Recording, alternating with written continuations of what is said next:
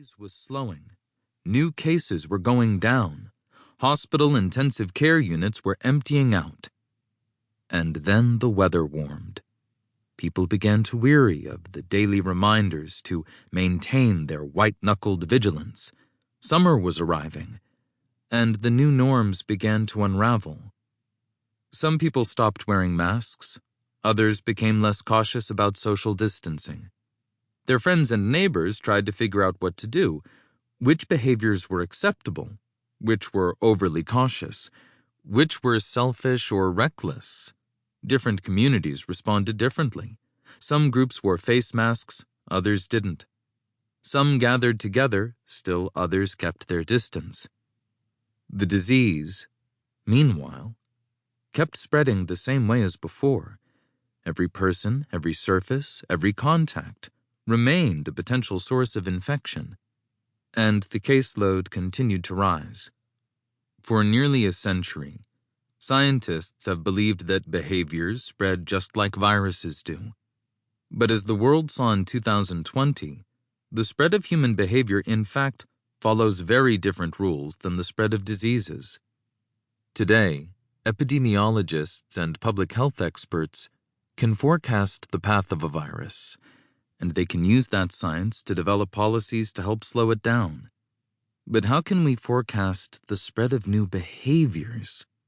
How can we identify policies that will improve the uptake of positive behaviors?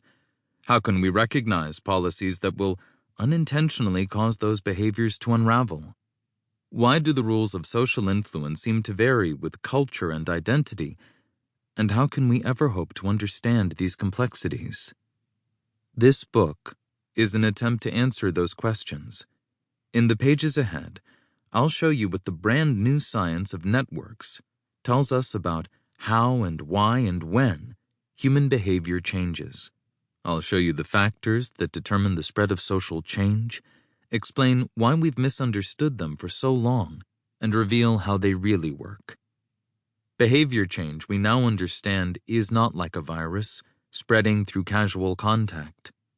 It does follow rules, but learning these rules takes us beyond the spread of diseases to reveal a process that is deeper, more mysterious, and much more interesting.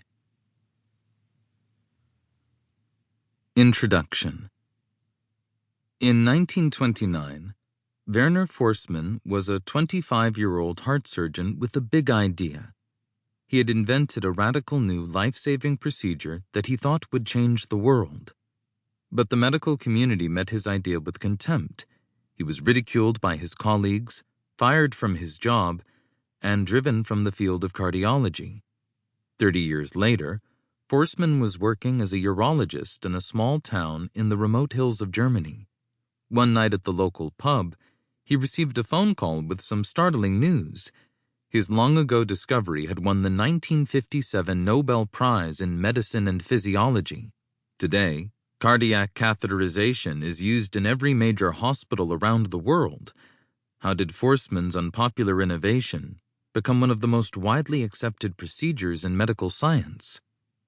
In 1986, American citizens could be incarcerated for up to 5 years for possessing marijuana, a jail sentence that would forever alter a person's prospects for financial success, marriage, and even political participation. Today, storefronts and shopping malls sell marijuana openly and pay federal taxes on the proceeds. How did a behavior that was both illegal and regarded as socially deviant become so acceptable that previously stigmatized drug dealers became part of the mainstream American business community? In 2011, internet powerhouse Google launched its new social media tool, Google+. Although Google had over 1 billion users worldwide, the company struggled to transfer its dominance in the search engine market to the social media market. By 2019, Google+ was forced to shut its doors. During the same period, the startup Instagram entered the arena. It reached 1 million users within 2 months. Within 18 months, the company was purchased by Facebook for $1 billion, and by 2019, Instagram had become a staple among social media users. What did